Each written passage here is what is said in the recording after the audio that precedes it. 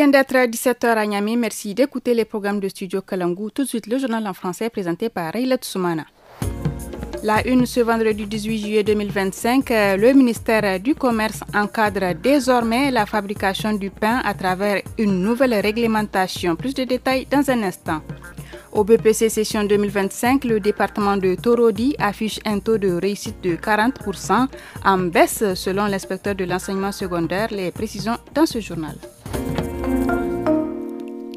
Dans un arrêté publié le 11 juillet, le ministère du Commerce a défini les normes de fabrication du pain, précisant les ingrédients autorisés, les formes normalisées, les règles d'hygiène et le poids réglementaire.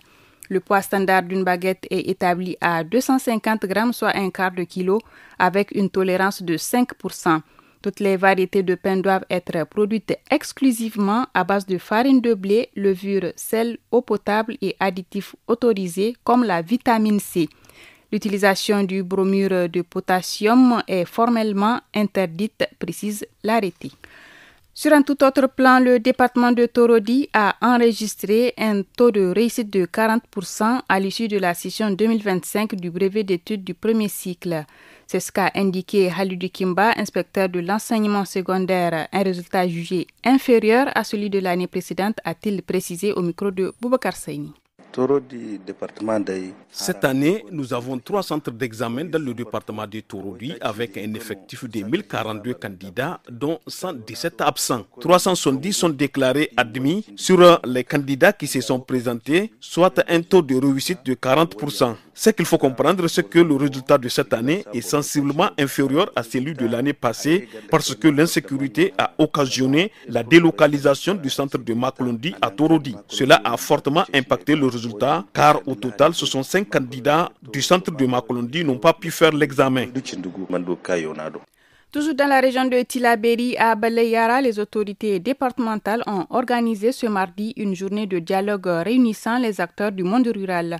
L'initiative soutenue par une ONG locale vise à prévenir les conflits champêtres à travers un échange direct entre les différentes parties prenantes.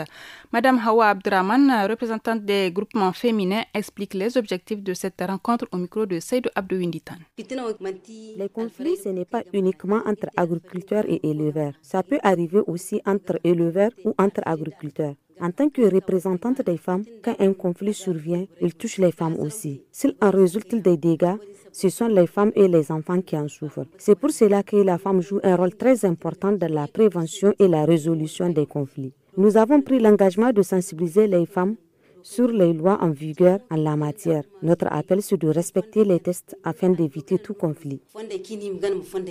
À Agadez, plus de 500 personnes ont été interpellées de la nuit du 16 au 17 juillet lors d'une opération coup de poing menée par les forces de défense et de sécurité.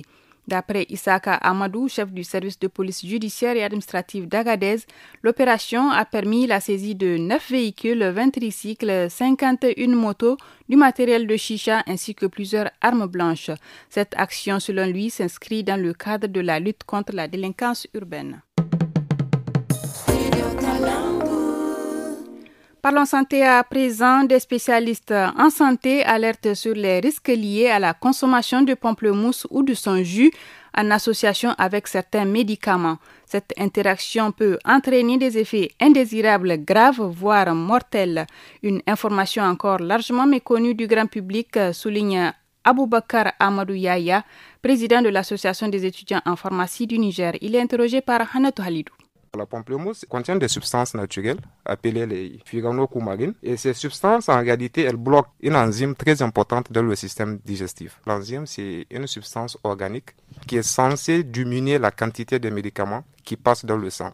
En bloquant ça, le résultat est que le médicament devient trop puissant. Quand vous prenez par exemple un comprimé qui est dosé à 100 mg et que selon la pharmacomodulation, seuls 40 mg doivent passer dans le sang pour agir. Et maintenant, en prenant du pamplemousse, vous risquerez de vous retrouver avec 80 mg et cela peut entraîner des effets indésirables graves, voire des intoxications. Car même un seul verre de jus de pamplemousse peut inhiber cette enzyme pendant 24 à 112 heures. Et c'est la fin de ce journal en français. Excellent week-end à tous.